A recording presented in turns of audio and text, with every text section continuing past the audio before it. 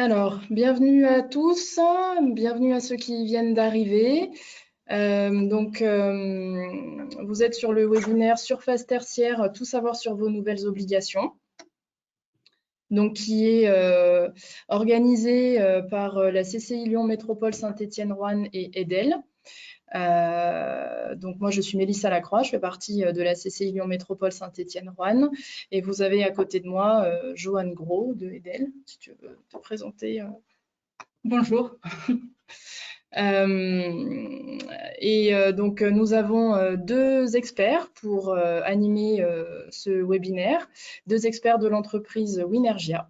Donc Audric Lagrifoul qui est à distance à Marseille et Marc Fourré qui est à mes côtés. Voilà, ici.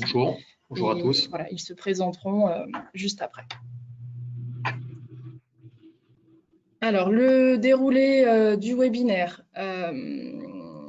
Déjà, au niveau du fonctionnement du webinaire, nous avons coupé tous vos micros pour pas qu'il y ait de soucis d'interférence. Donc, comme le disait Joanne juste avant, si vous avez des questions ou des remarques, vous passez par le chat sur le bandeau qui est à votre droite.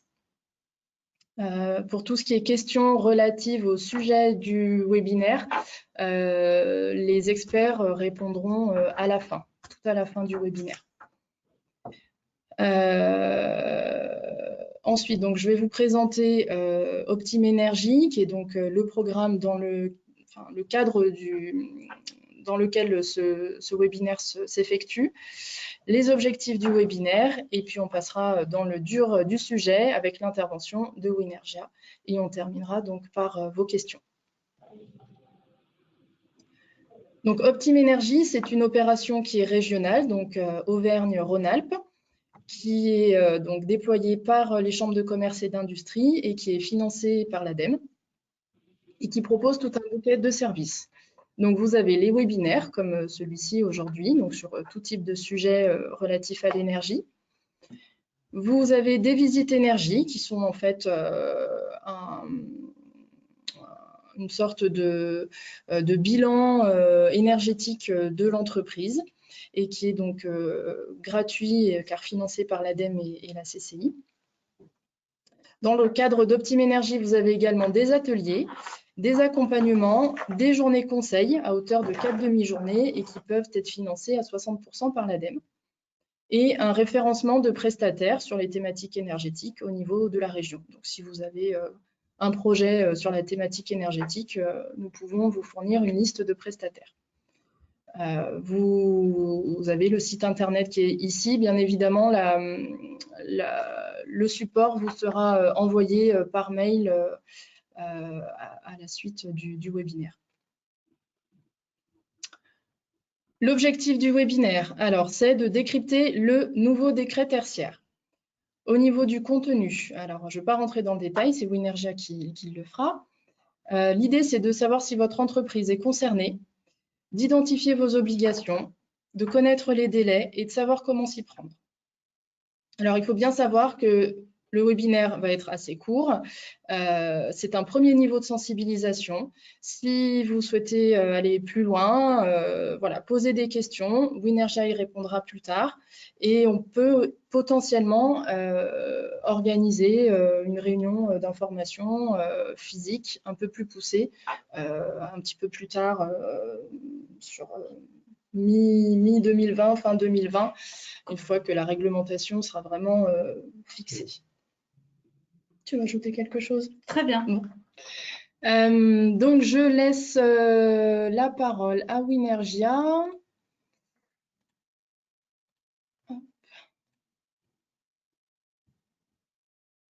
Allez-y, vous devez pouvoir prendre la main. Est-ce que c'est bon? On t'entend. Oui, alors là, on voit votre boîte mail. Voilà. Ça y est. C'est bon. C'est bon, super.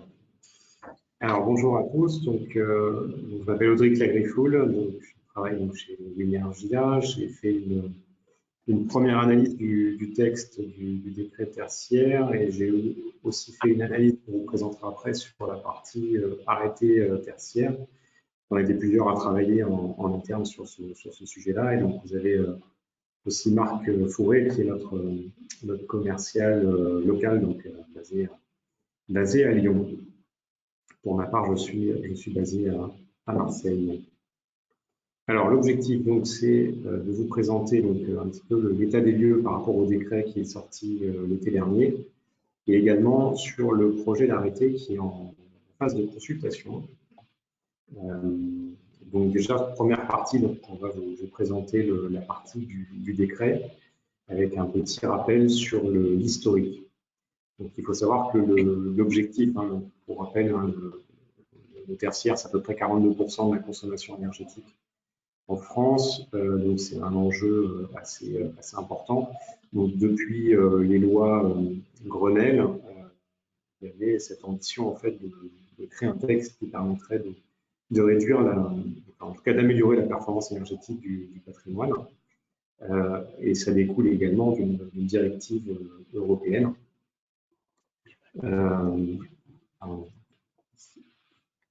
Donc avec un objectif donc, de réduire la consommation de 40% à 2030, 50% à 2040 et 60% à 2050. Donc historiquement, c'était porté dans les lois Grenelle. Ensuite, il n'y a pas eu d'arrêté ni de décret d'application qui avait été paru, donc en 2009-2010. Ça a été repris dans la loi Transition énergétique pour la croissance verte de 2015. Donc idem, il n'y avait pas eu non plus de transposition concrète dans les faits. Et ça a été également inscrit dans la loi Elan de 2018. Donc cette fois, donc, le décret qui est apparu une première fois en 2017, donc avait été retoqué parce qu'en l'état, en fait, il n'était pas applicable. Les contraintes de temps, avec notamment la première échéance à 2020, n'étaient pas tenables, donc ça a été retoqué et ça n'a pas été rentré en application. Donc cette fois, le décret tertiaire donc, qui est paru le 23 juillet 2019 donc, au journal officiel donc, avec son numéro 771, est lui rentré en application depuis octobre 2019. Alors la nouveauté et la philosophie de ce texte, c'est qu'on est sur il faut garder en tête qu'on est sur un objectif de résultat plus que de moyens. C'est-à-dire que l'objectif, ce n'est pas uniquement de prendre des mesures qui ne seront pas derrière forcément qualifiables et mesurables. L'objectif, c'est vraiment d'atteindre une réduction de consommation énergétique. Et là, on va travailler sur du réel et pas sur des choses qui peuvent parfois être un peu éloignées de la réalité. Je pense notamment au calcul conventionnel. Et l'idée, c'est de faire quelque chose de pragmatique et simplifié sur la base de remontées de consommation réelle qui, effectivement, on va le voir sur certains cas concrets, malheureusement, peuvent être parfois un petit peu plus complexes à mettre en place. Donc l'idée et la volonté, encore une fois, c'est de travailler sur des consommations énergétiques réelles. Donc là, cette fois, on va intégrer les consommations spécifiques qui sont d'habitude un petit peu mises à l'écart par rapport aux consommation énergétique conventionnelle qu'on retrouve dans les réglementations thermiques qui s'appliquent en cas de rénovation ou de construction neuve. Donc, on les a rappelés sur la présentation, donc chauffage, climatisation, chauffe auxiliaire, éclairage. Mais cette fois, on va être sur des usages qui vont aller au-delà de ces 5 usages réglementaires. L'objectif, c'est aussi, vu qu'on est sur une obligation de résultat, le principe de base, c'est aussi qu'on puisse avoir quelque chose qui soit rentable, on va dire, économiquement, puisqu'on va aller chercher des économies d'énergie qui vont faire des gains sur les factures. Et il y aura également, donc, en termes de services ajoutés, la plateforme Opérate qui permettra en fait aux acteurs de se situer par rapport aux autres acteurs avec un accès à une base de données finalement et pouvoir se comparer par rapport à d'autres bâtiments du même secteur. Et tout ça dans un esprit donc, de créer en fait une certaine dynamique sur le long terme avec une amélioration continue sur la performance énergétique. Alors, en termes de décret tertiaire, donc, publié le 23 juillet 2019, donc, il faut avoir en tête donc, qui est soumis. Donc, ça, c'est une principale question. Donc, c'est bâtiments, partie de bâtiments ou ensemble de bâtiments à usage tertiaire. Donc, on vous a rappelé ci-dessous la définition INSEE du secteur tertiaire. Donc, je ne vais pas tous les balayer en détail. Mais voilà, ce qu'il faut avoir en tête, c'est qu'il y a quand même un certain nombre de sites qui sont soumis. Et contrairement aussi peut-être à ce qui était fixé dans l'esprit de la réglementation thermique, on peut avoir certains locaux non chauffés, par exemple, qui peuvent se retrouver également soumis dedans. Voilà, et après, il y aura aussi des spécificités certainement entre le secteur tertiaire et industrie, mais je pense qu'on aura l'occasion d'en discuter lors des questions-réponses. Alors, donc, ça peut être, en termes de surface, ça peut être soit le cas le plus facile, c'est un local tertiaire qui fait plus de 1000 m², donc là, il n'y a pas de question à se poser. Ça peut être un local tertiaire dans un bâtiment mixte qui fasse plus de 1000 m², donc dans ce cas-là, il va être aussi également soumis. Ça peut être un ensemble de bâtiments dont la somme fait plus de 1000 m². Et ça peut aussi être une unité foncière d'un site. En fait, si on fait la somme de toutes les surfaces cumulées tertiaires sur un même site, pour peu qu'on fasse plus de 1000 m², on va se retrouver également soumis. Donc c'est cumulatif, hein, c'est pas forcément unique comme surface. Les cas d'exclusion, donc c'est les constructions bien sûr provisoires, les lieux de culte et tout ce qui est trait à la défense, la sécurité civile, et sûreté intérieure du territoire. Alors, il y aura deux façons de vérifier l'atteinte de son objectif, avec deux méthodes. Une méthode dite avec une consommation, avec un objectif de performance réel, et la deuxième, ça sera une méthode dite finalement avec des comparatifs sur des ratios usuels qui seront définis par catégorie. Donc, on va voir sur les slides qui suivent, on a les deux différentes méthodes à chaque fois. Donc, on essaie un petit peu de recadrer ce qui s'applique à l'une ou l'autre. Donc, la méthode 1, c'est la méthode traditionnelle où en fait, on va venir se comparer par rapport à des consommations énergétiques de référence. Et l'idée, ça va être qu'à terme, sur les différentes échéances, on ait bien un niveau de consommation énergétique qui diminue avec une réelle amélioration de la performance. Sur le deuxième, on va venir se comparer par rapport à une base d'indicateur d'usage de référence qui sera définie par catégorie d'activité. Et là, donc, l'idée, ça va être de venir vérifier qu'on a bien un niveau en kilowattheure qui est inférieur à cette référence et ensuite de démontrer une progression par rapport à cet indicateur. Donc, il y aura des modulations possibles d'objectifs. Donc, ça peut être soit pour des contraintes techniques, architecturales ou patrimoniales. Donc, l'idée, c'est de ne pas venir dégrader un bâtiment existant en créant des pathologies.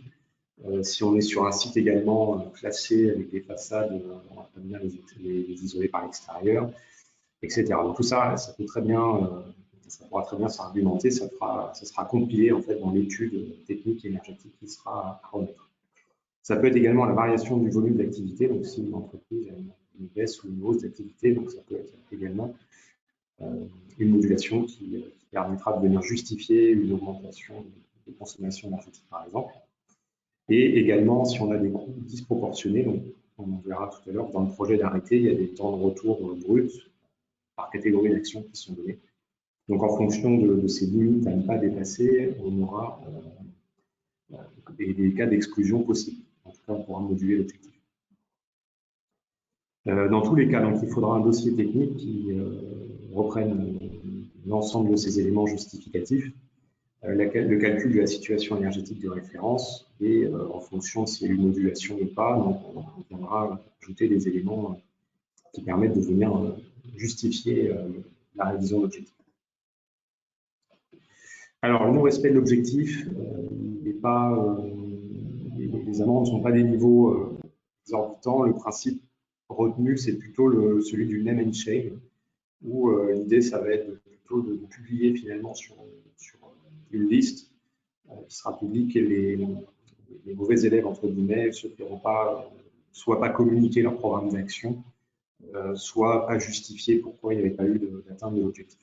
On a des amendes qui sont à 1 500 € pour les personnes physiques et jusqu'à 7 500 € pour les personnes morales, sachant que de notre compréhension du texte aujourd'hui, les échanges qu'on a eu aussi avec la DHUP, donc ce serait plutôt une notion de sirène, plus que de sirène sur ces non-respects. Alors, en synthèse, donc, vous avez à gauche les différentes surfaces qui sont concernées. Donc, les deux méthodes, la méthode relative, dans laquelle on va venir se comparer par rapport à sa propre préférence de consommation, donc, sur lesquelles, j'ai oublié de préciser tout à l'heure, on peut remonter jusqu'à 2010 pour peu qu'on ait les historiques de consommation qui permettent de le faire.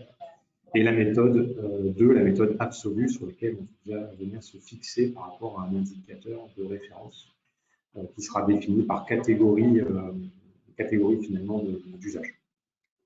Voilà, et donc à droite, donc ça c'est un extrait des slides de présentation de la VHUP donc sur les échéances. Donc on va revenir un petit peu plus en détail sur la partie arrêtée avec les périodes de déclaration et de mise à jour.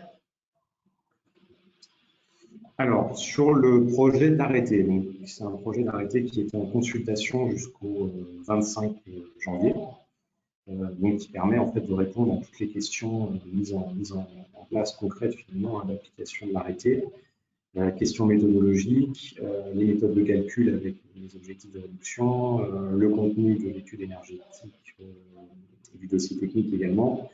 Il a officialisé la désignation il va officialiser la désignation de l'ADEME comme opérateur chargé donc, de la plateforme Opérate.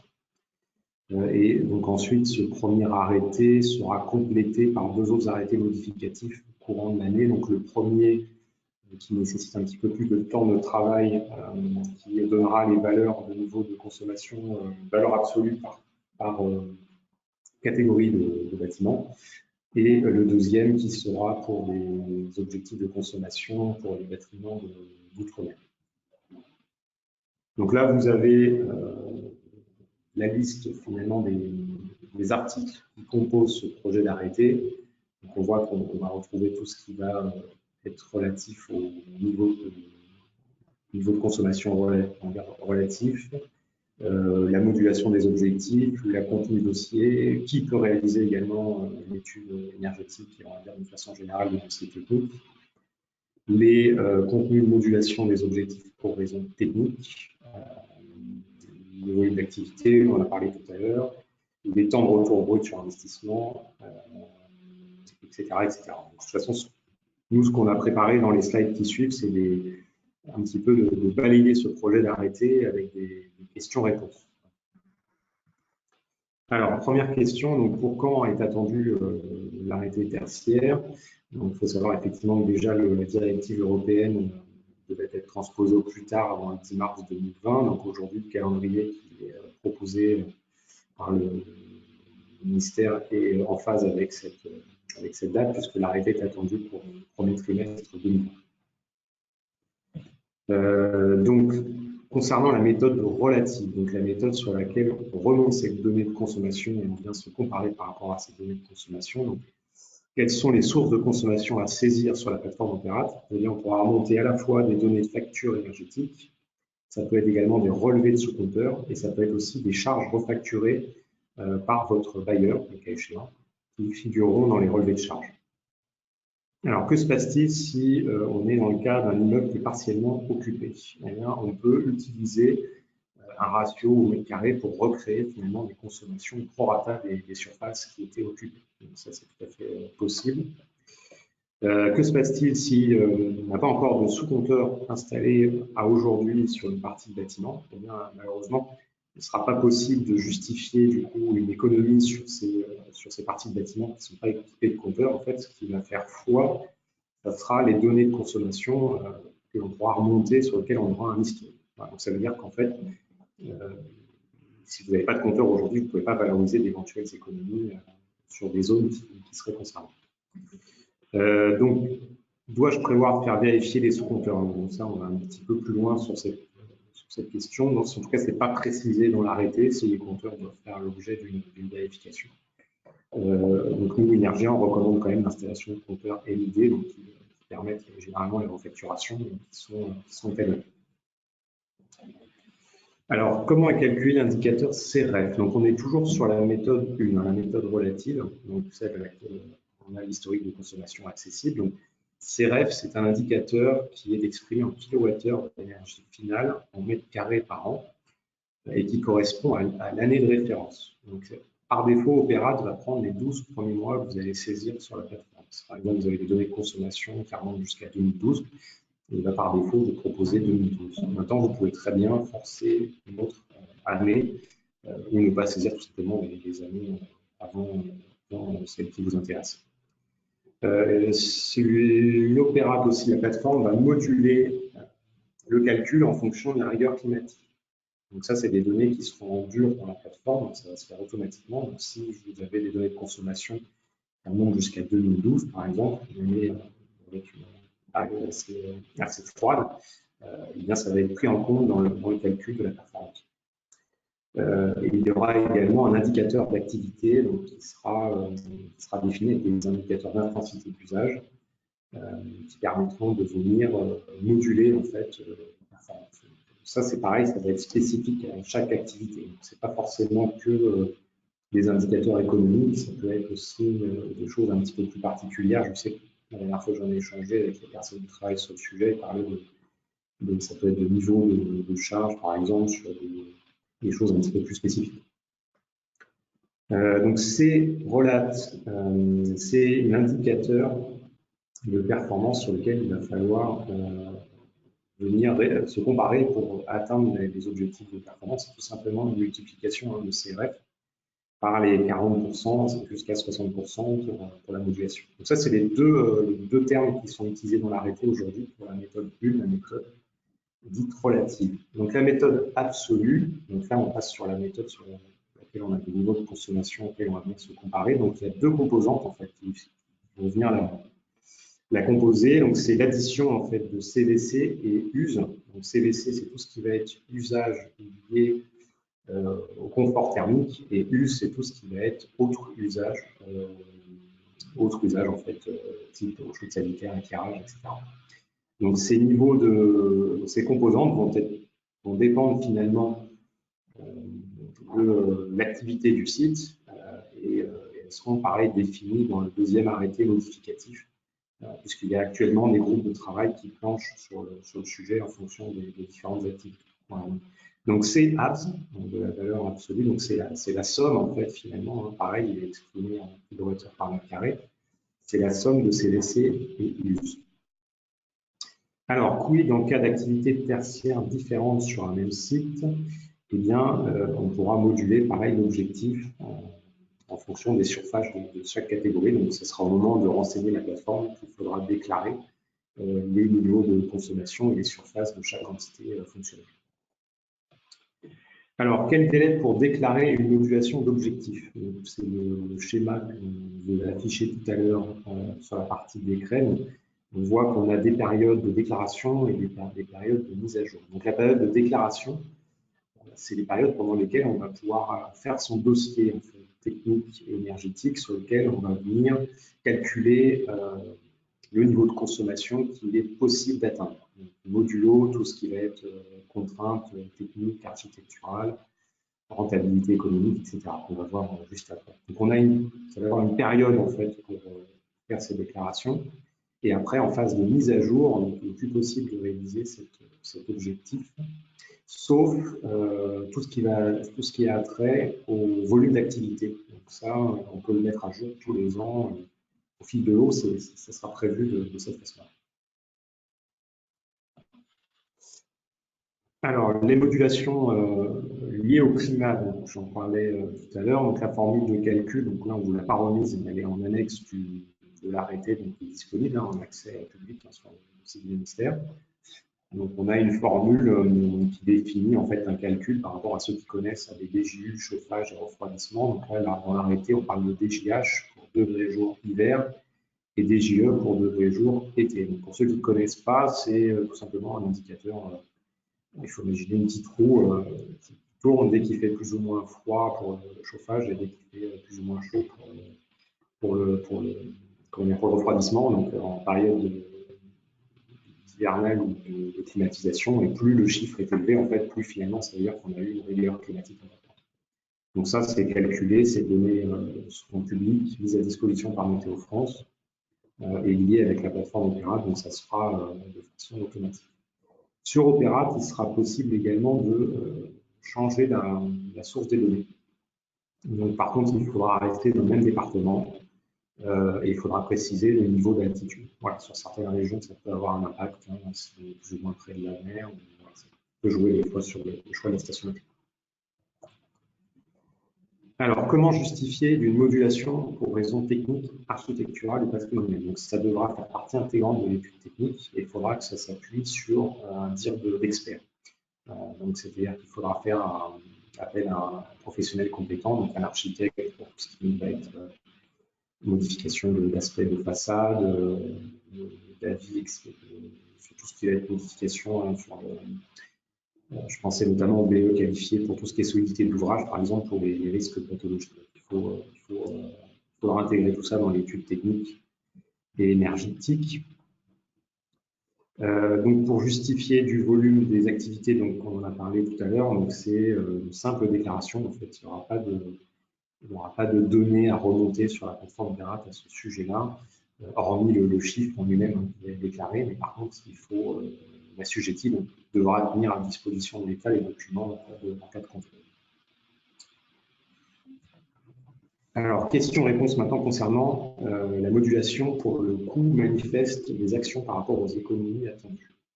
Alors, c'est l'étude énergétique donc, qui va être réalisée par un professionnel également compétent, hein, un bureau d'études, un organisme accrédité. Donc, les critères sont calculés par catégorie. Donc ça a encore été un petit peu modifié.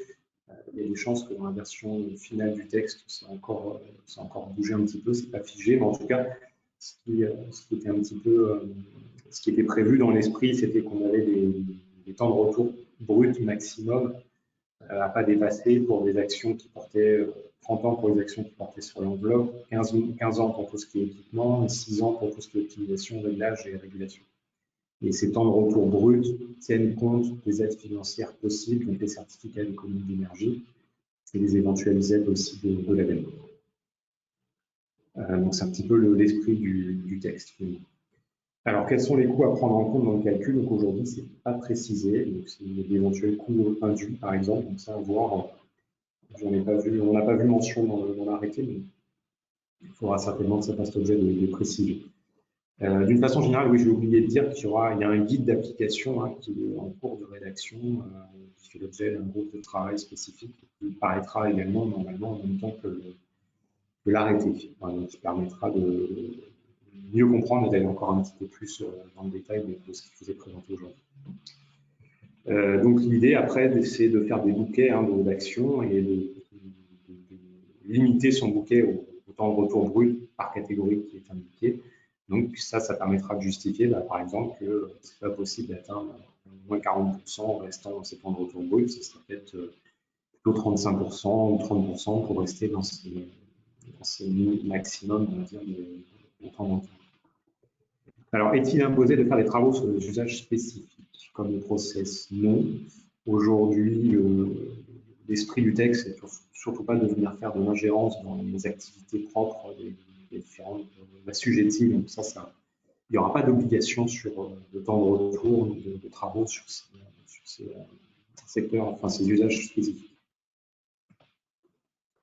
Alors, de quoi est constitué le dossier technique? Donc, il y aura une partie énergie, donc appelée étude énergétique, qui porte sur les actions d'amélioration de la performance, donc tout ce qui va être enveloppe, équipement, régulation, etc. Donc, ça va ressembler, pour ceux qui connaissent, un audit énergétique, avec un état des lieux finalement de performance, savoir comment on se situe, et des actions qui visent à améliorer la performance énergétique.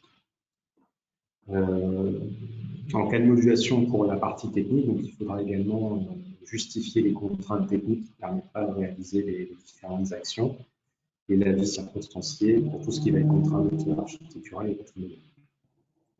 Voilà, et enfin, ça fait également partie de l'étude énergétique, on vient d'en parler. Donc, si on a des temps de retour brut maximum qui ne permettent pas d'atteindre les objectifs, ça va également faire partie du dossier technique.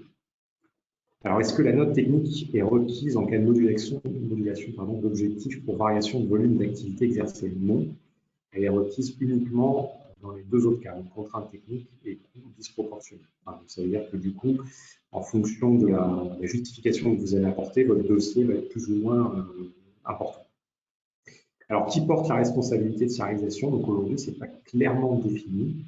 Ce qui est écrit et le retour que j'ai eu de la DHUP donc sur le sujet, c'est que chacun va être responsable à la hauteur de ses consommations. Donc, si on est sur un cas avec un bâtiment bureau, par exemple, il y aurait des parties communes avec une facture énergétique partie commune et des parties privatives avec des consommations énergétiques parties privatives. Donc, chacun a un petit peu la responsabilité de ses consommations. En tout cas, le tort de non-atteinte de la performance sera partagé par l'ensemble.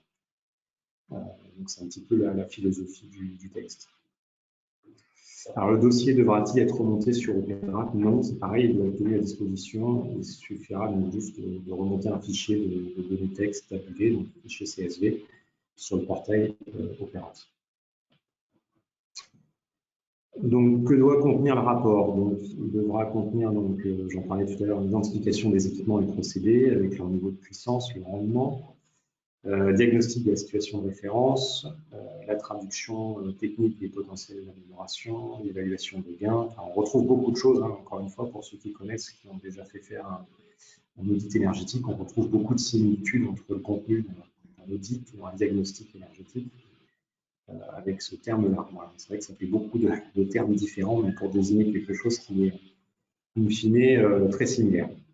Alors, peut-on échantillonner des études énergétiques sur des bâtiments avec des caractéristiques similaires? Oui, c'est tout à fait prévu.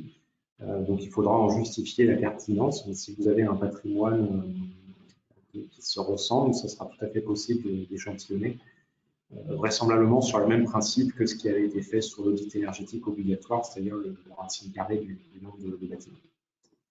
Alors, qui est reconnu compétent pour réaliser l'étude énergétique? Donc, c'est un prestataire qui peut être aussi bien externe ou un personnel interne. Donc, en fait, ce qui a été repris aujourd'hui dans le projet d'arrêté, c'est le même paragraphe qui a été écrit dans l'arrêté du 24 novembre 2014. Donc, c'est celui qui concerne l'audit énergétique obligatoire pour les grandes entreprises.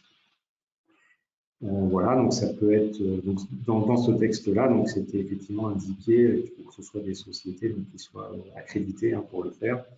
Donc aujourd'hui, il y avait différents organismes qui délivrent ces certifications. Il y a le PQDI, le LME, l'ICERT et la FNAC. Après, il y a le terme aussi BET, ingénieur conseil, qui est assez large. On n'a pas encore de précision d'ailleurs sur ce que ça implique. Et effectivement, pour l'architecture, un architecte soumis à l'article de janvier 77. Donc, quelle différence entre un audit réglementaire et une étude énergétique? Comme vous l'aurez compris, c'est très similaire. Et donc, effectivement, il faudra juste veiller, si vous avez un audit énergétique réglementaire à faire réaliser prochainement, à ce qui comporte finalement un bouquet de travaux qui sera en cohérence avec l'objectif du décret pour pouvoir permettre d'éventuellement faire déjà une justification et de pouvoir avoir des éléments pour votre dossier d'études énergétique. Alors, le terme STD qu'on avait mis ici, ça désigne simulation thermique dynamique. Dans la dernière version d'arrêté, il a été supprimé. Donc, encore une fois, je pense que la philosophie du texte derrière ça, c'est un objectif de résultat, plus que de moyens. Donc, voilà. Après, c'est là où d'ailleurs ça devient intéressant, c'est qu'aujourd'hui, un audit réglementaire, ce qu'on nous fait faire, donc c'est quelque chose de volontaire, enfin, c'est quelque chose d'obligatoire, mais la réalisation des actions derrière est volontaire, il n'y a pas d'obligation dessus. Là, c'est un petit peu l'inverse, en fait. Ce qu'on vous demande, c'est d'atteindre un résultat. Donc, finalement, vous avez aujourd'hui tout intérêt à trouver un prestataire qui est compétent et qui saura vous aider pour trouver les objectifs adéquats et les atteindre. Alors, les fonctionnalités, donc on en a parlé rapidement sur la plateforme Opérat. Donc, ça va être tout ce qui est l'identification. Donc, il y aura des liens vers les sites France Connect, je connais moins, mais en tout cas, il y aura des liens vers le site d'entreprise. On pourra retrouver par le numéro de sirène notamment. Donc, on pourra faire des imports aussi également de patrimoine avec des fichiers, pareil, des fichiers tabulés. Idem pour les consommations. Il y a des liens qui sont prévus vers des distributeurs d'énergie, type Enedis et GRDF notamment. Donc le lien vers Météo France, on en parlait tout à l'heure pour tout ce qui est données météo. Et puis derrière, vous aurez les suivis avec des alertes sur le taux de remplissage et bien évidemment la partie on va dire benchmark pour venir se comparer un petit peu à la moyenne du parc de catégories similaires.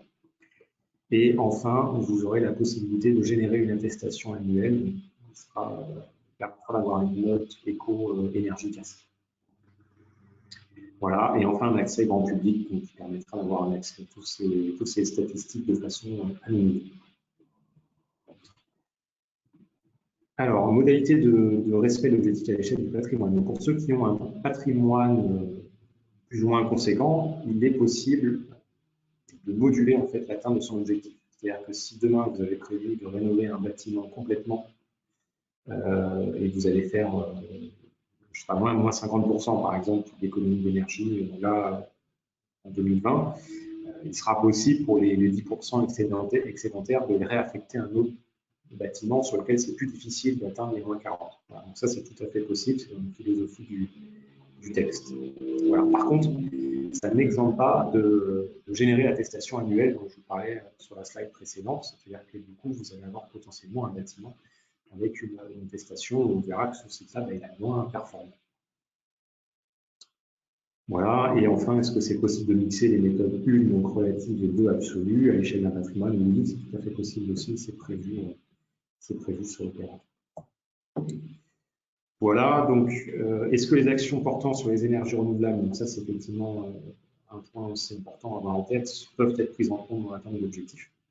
Oui, tout à fait, si elles permettent de faire baisser la consommation du site. Donc, notamment, vous avez tout ce qui va être solaire, thermique, photovoltaïque en autoconsommation. Ça va être une action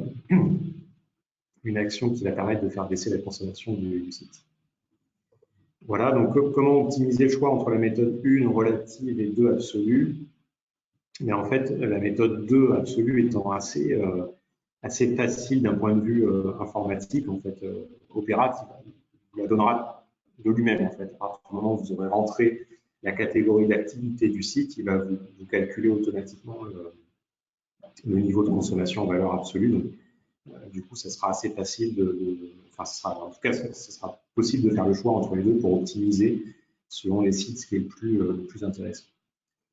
Voilà, et la notation donc éco-énergie tertiaire, donc c'est une notation qui permet d'évaluer l'avancement de la démarche au regard des résultats obtenus. Donc il y aura un logo, ça sera affiché en fait à l'entrée du bâtiment en fonction du niveau de performance qui a été atteint.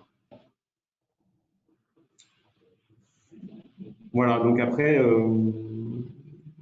nous on a imaginé une méthode qu'on souhaite proposer à nos clients, parce qu'on pense que c'est une des méthodes qui a fait ses preuves en fait, hein, et qui fonctionne bien, c'est la méthode PDCA, donc issue de l'ISO 50001.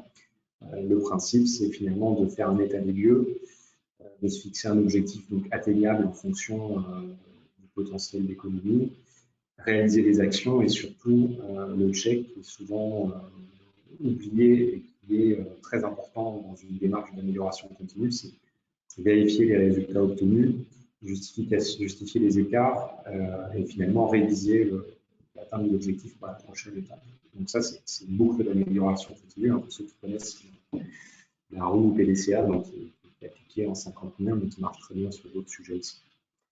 Sur la phase 1, donc c'est celle qui devrait vous concerner, donc là, on va dire à plus courte échéance, c'est l'identification du patrimoine soumis, donc notamment l'accès aux références de consommation. Donc, on a commencé à travailler un petit peu sur ces sujets avec certains de nos clients. On voit la collecte, la revue des consommations et leur analyse, c'est déjà un gros sujet parce que aller à la pêche de factures, sans compter aussi que des fois, si on a des bases de données assez importantes, il peut y avoir des phénomènes de décalage de facturation avec des rattrapages des années suivantes. Enfin, voilà, c'est pas forcément toujours évident. Donc, il y a un gros travail de qualification de la donnée. Et après, il y a toute la partie évaluation du parc. Donc, ça peut être des diag flash pour déjà essayer d'identifier, on va dire, les pistes d'économie assez facilement atteignables. Et ça peut être également aussi d'aller chercher ce qui a déjà été fait. Donc, on a vu tout à l'heure que le lien entre l'audit réglementaire et les audits, l'étude énergétique sont quand même assez étroits. Donc, avant de s'engager finalement sur une étude énergétique, déjà il y a un travail d'essayer de compiler ce qui a été fait pour pouvoir fixer un objectif à l'échelle du patrimoine si vous avez plusieurs bâtiments. Voilà, et également la partie évaluation du comptage où si vous avez juste des parties de bâtiments qui sont soumises, il va falloir effectivement regarder s'il y a déjà des compteurs qui existent et sinon essayer de travailler sur un plan de comptage pour pouvoir isoler ces parties-là. Voilà, donc la partie stratégie, effectivement, en fait, c'est ça qui sera compilé dans le dossier technique. Hein, c'est qu'est-ce qu'il est réaliste techniquement d'atteindre, est-ce qu'on revoit ou pas l'objectif, quel niveau d'économie qu'on se fixe.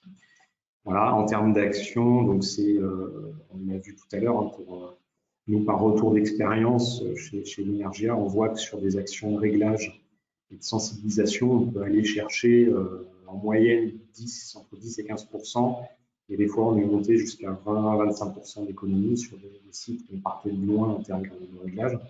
Et effectivement, pour atteindre moins 40%, il faudra très certainement faire un petit peu plus de travaux, donc ça va impliquer de refaire de changer les équipements et éventuellement de faire un peu de travaux d'isolation du bâti et ou de mise en place d'énergie renouvelable.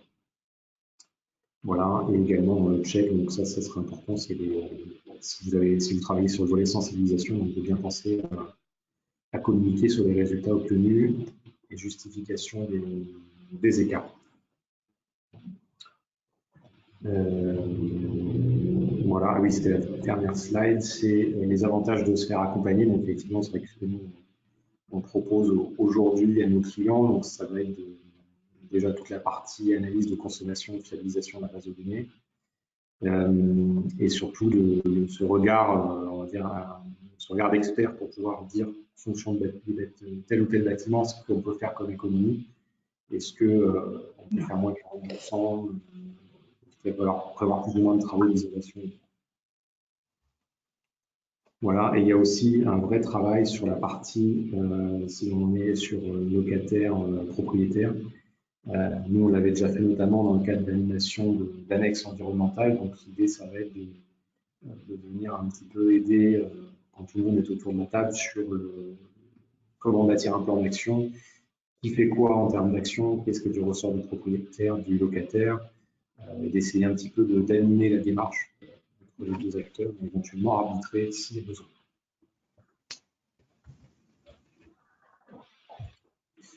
Voilà, après j'avais une dernière slide qui était plus sur nos produits qu'on propose. Donc ça,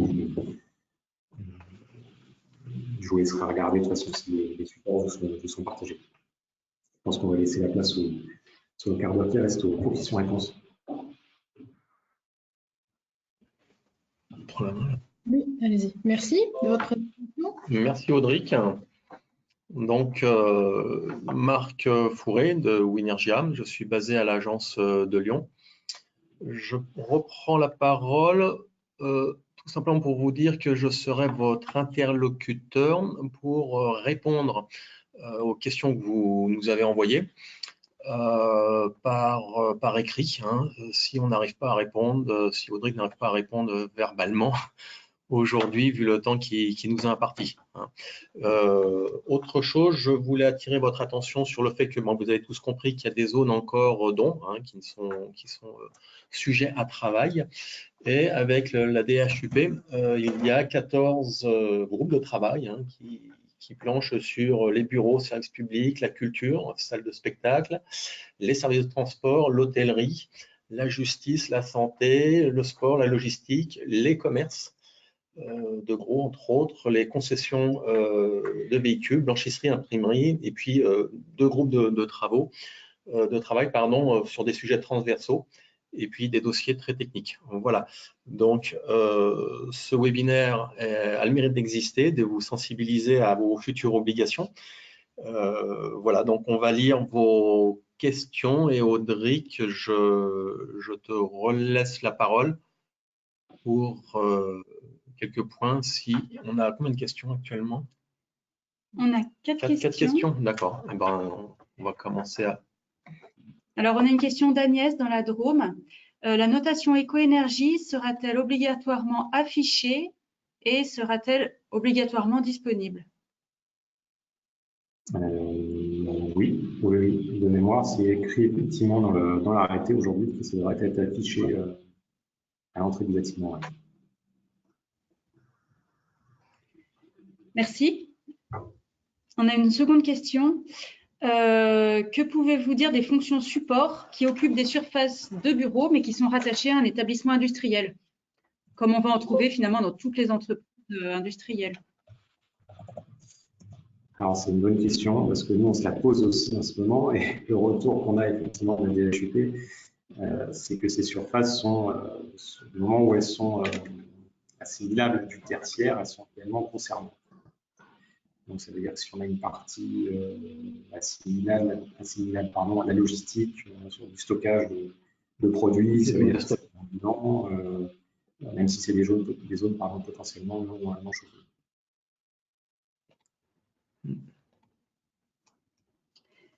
Merci.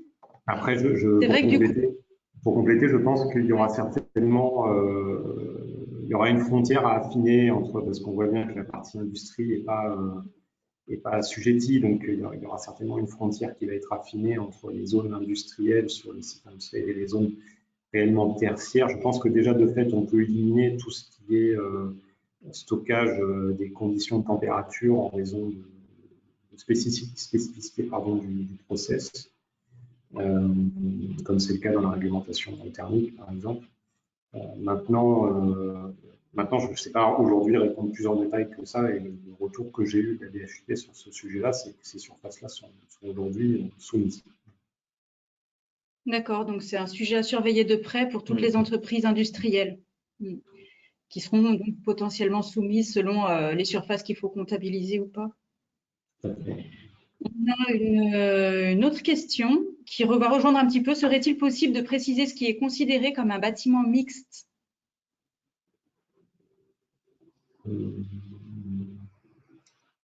Alors, je ne sais plus quand est-ce qu'on a parlé du bâtiment mixte tout à l'heure. C'était dans quel contexte?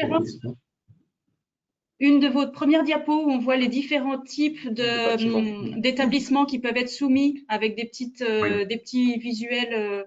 Il y a voilà, 4 types de bâtiments qui peuvent être soumis, de bâtiments ou d'ensemble de bâtiments.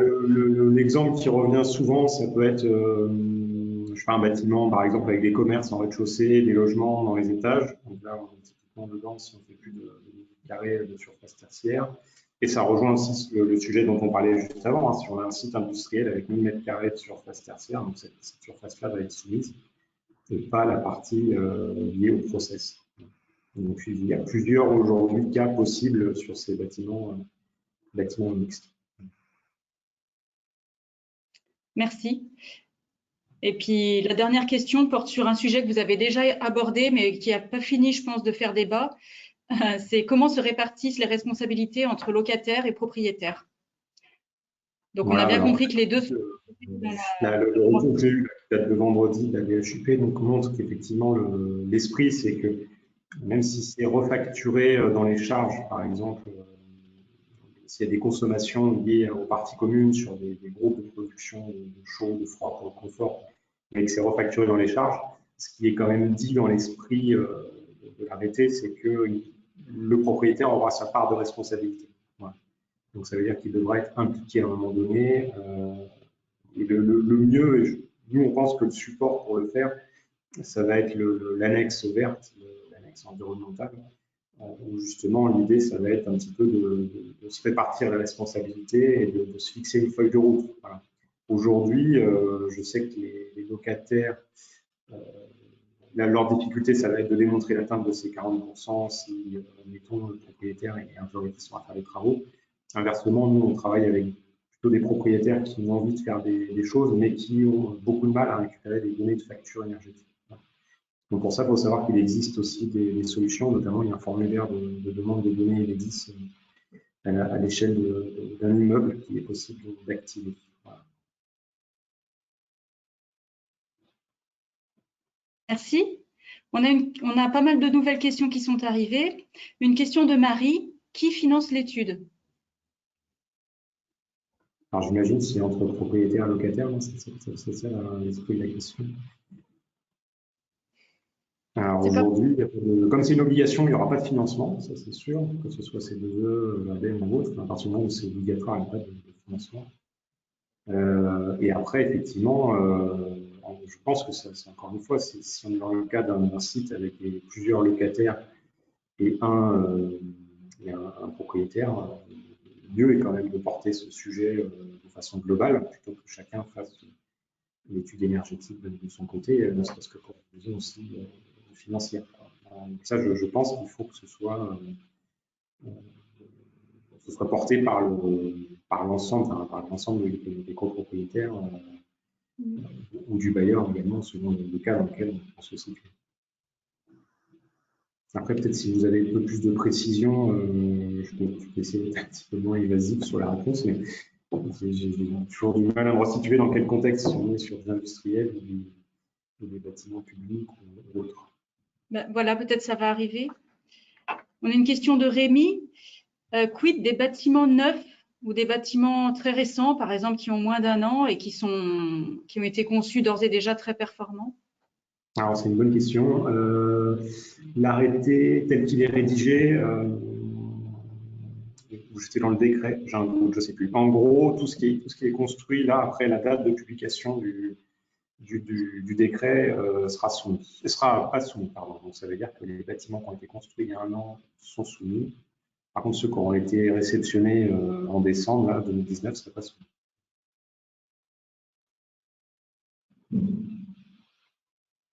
Il y a une dernière question. Oui. Peut-on faire des déclarations sur numéro de SIRET? Une question de Sandrine. Par numéro de SIRET. Des déclarations par numéro de SIRET. Ah oui, c'est plutôt le patrimoine à sujet de précise. Et Marc, tu voulais répondre? Non, il faut distinguer effectivement si on parle bien du SIRET ou du SIREN. Relativement aux audits où les audits énergétiques réglementaires portent sur le SIREN, qu'il y ait un établissement ou 10 SIRET, c'est là où il faut effectivement distinguer la chose. Pour l'instant, nous n'avons pas de retour là-dessus sur le patrimoine propre au SIREN ou pour un cumul par SIRET. J'ai échangé à ce sujet avec certaines réals et en fait, la vérification de respect à la réglementation ne sera pas fait par SIREN comme c'est le cas aujourd'hui sur l'audit énergétique réglementaire. Ils vont plutôt raisonner à l'entité bâtie, ce que j'ai eu comme écho. Donc c'est encore un petit peu différent de notion de SIRET et de SIREN. Donc ça, sur la plateforme, je ne sais pas répondre avec précision aujourd'hui sur la façon dont ça sera transposé sur la plateforme Clarat.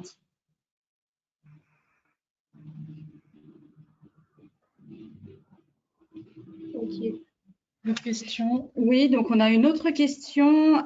Faut-il continuer à réaliser les audits énergétiques obligatoires tous les 4 ans? Ah, oui, je vois l'esprit de la question. Oui, l'un n'exclut pas l'autre. C'est 2 réglementations différentes qui sont toutes les deux en vigueur et en application. Par contre, il est tout à fait possible de mutualiser les deux. C'est-à-dire que soit si l'audit n'est pas encore fait, il y a encore jusqu'au 30 juin pour le faire, ça peut être possible de prévoir déjà la justification dans l'audit réglementaire, soit sinon pour la prochaine échéance, à ce moment-là, de faire un rapport d'audit énergétique réglementaire qui fera office d'étude énergétique pour le décret. Ça, c'est tout à fait possible de mutualiser les deux. Mais en tout cas, les 2 réglementations seront applicables. Merci. On a ensuite une question, je pense, qui a déjà été en partie évoquée et traitée. C'est voilà, le cas d'un centre commercial en copropriété avec une partie publique, une partie boutique, hypermarché. Ah oui, non, mais la question est plus précise. Donc, l'année de référence et l'objectif sont-ils communs au bâtiment ou bien est-ce que chaque entité peut déclarer son année de référence et sera évaluée sur l'atteinte de ses objectifs?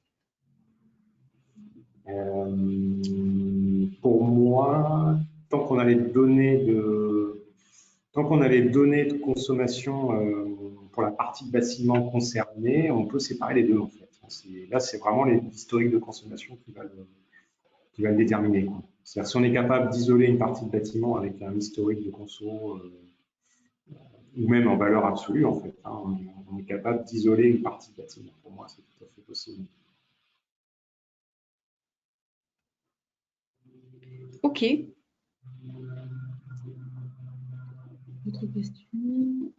Si. Alors, oui. Une dernière. Allez, une dernière. Voilà, c'est vrai que on parlait tout à l'heure, il y a effectivement un certain nombre de groupes de travail. Hein, je peux vous les lister, je les ai là. Donc, il y a un groupe de travail services publics, bureaux, activités associées, culture, salle de spectacle, qui va être décliné en 3 sous-groupes, primaire, secondaire et supérieur. Services de transport, qui sera décliné également en 3 sous-groupes, aérogare, gare ferroviaire, gare portuaire. Il y a également un groupe de travail hôtellerie, restauration, résidence de tourisme. Pareil, il va être scindé en 3, hôtellerie, restauration, résidence de tourisme et loisirs. Il y aura un groupe de travail justice, un autre santé, sport, logistique, commerce, concession de véhicules, blanchisserie, imprimerie. Donc je sais que là-dessus, il est toujours possible aujourd'hui d'intégrer des groupes de travail. Hein. Je pense que sur certains groupes, ils recherchent toujours des participants. Donc si ça vous intéresse, n'hésitez pas à vous rapprocher de nous. On remontera l'information à la DH. On mettra plutôt en relation avec. Bien sûr. On a une dernière question que je ne comprends pas, mais peut-être ça vous parlera certainement. L'assistance communication est une vraie source d'économie.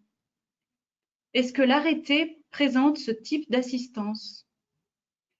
On parle de sensibilisation peut-être aux usagers. Oui. Ben, encore une fois, l'arrêté, à part pour justifier la modulation d'objectifs, où là, effectivement, on est dans un cadre assez figé pour pouvoir justifier qu'on ne va pas atteindre l'objectif de moins 40%. Mais sinon, on est sur une réglementation avec un objectif de résultat et pas de moyens. Donc, tout ce type de démarches qui sont évidemment très génératrices d'économie sont les bienvenues et sont à mettre en place. Et je pense qu'il y aura certainement dans le guide qui va paraître d'application, je pense qu'ils vont afficher quand même un certain nombre de bonnes pratiques à mettre en place et je pose quand même imaginer que ça en fera partie.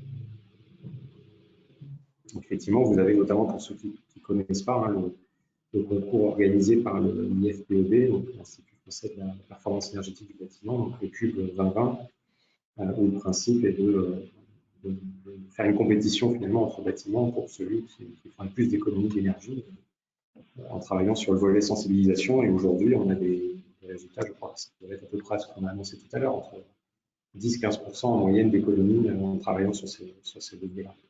Donc sans investissement.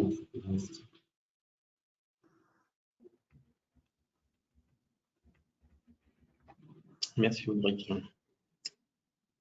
Pas d'autres questions, c'est bon? On arrive au bout. Alors, merci pour votre présentation. Merci à tous les participants pour leur écoute. Je termine juste par le planning des prochains webinaires et ateliers donc, qui sont organisés au niveau régional dans le cadre de l'action Optime Énergie. Donc, la prochaine échéance, c'est un atelier sur le rafraîchissement adiabatique, donc, qui est un sujet porteur hein, pour le moment, qui se tiendra dans la Loire et qui est organisé par Edel et un club d'entreprise qui s'appelle Actif. Le prochain webinaire, le 6 avril, toujours sur le thème du rafraîchissement adiabatique. Ensuite, on a le 12 mai un webinaire sur le comptage organisé par la CCI de l'Ain. Et le 8 juin, un webinaire sur les économies d'énergie sur le parc informatique, qui peut être une piste intéressante également.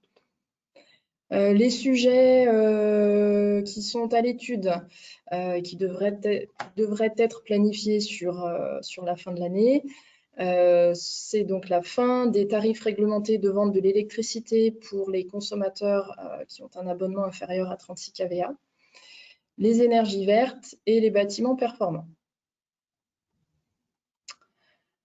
Vous retrouvez ici tous les contacts d'aujourd'hui, donc Joanne et moi-même. Et pour Winergia, Purée, qui sera donc votre interlocuteur si vous avez des questions sur ce